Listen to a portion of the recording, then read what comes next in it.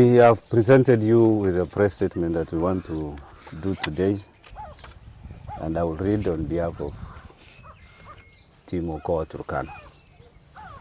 Fellow residents of Turkana County, members of the press, and all stakeholders, Turkana County stands at a defining moment, one that demands honesty, unity, and decisive action.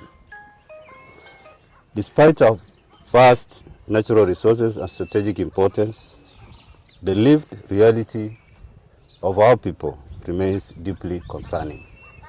The first county administration, under the leadership of Governor Nanok Jospat, set a notable benchmark in strategic development, one that continues to stand out in the minds of many residents.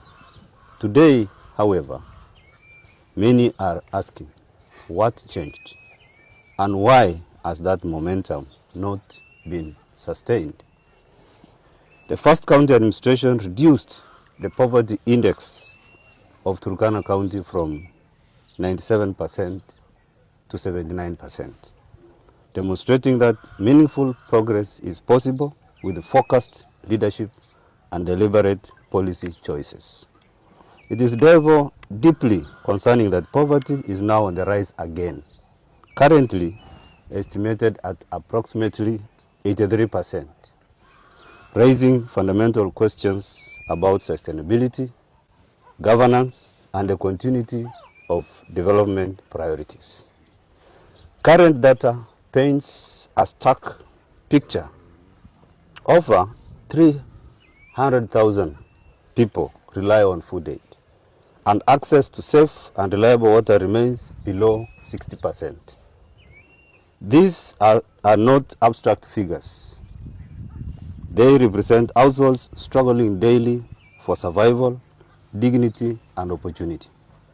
For too long, and in the past 3 years or so, development has failed to match our potential. County-driven transformation remains limited, with visible progress largely tied to donor-funded initiatives. The donor community and development partners increasingly appear to be operating on autopilot, often misaligned with local priorities and accountability frameworks. In the current leadership, the goals and outcomes of the County Integrated Development Plan CIDP are struggling to gain traction and risk becoming a mirage rather than a lived reality for the people of Turkana. Meanwhile, key public investments, especially those financed through equalization fund frameworks, continue to face persistent challenges, including procurement irregularities, implementation delays, and stalled delivery.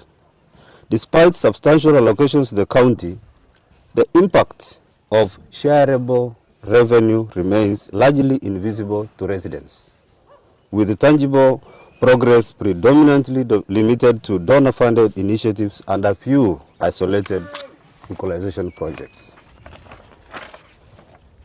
Concerns raised with oversized institutions, including the Ethics and Anti-Corruption Commission, EACC, and the control of budget, have yet to result in feasible accountability or corrective action, further deepening public frustration and eroding confidence in governance systems.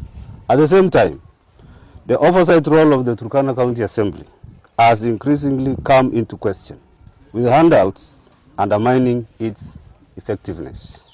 Meanwhile, county staff continue to face serious welfare challenges, including lack of medical cover and the non-remittance of social health authority contributions,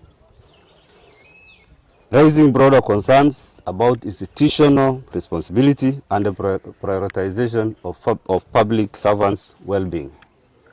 This reality has contributed to growing public concern that governance has not consistently delivered inclusive, accountable, and results-oriented leadership.